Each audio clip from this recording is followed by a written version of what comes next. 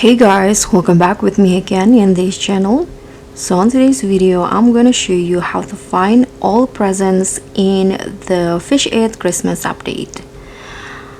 So as you know that presents in the Christmas Islands divided into some of the category like the epic present, rare present, common present, and also the uncommon present. So if you want to get all of the present, you just need to fish as much as you can.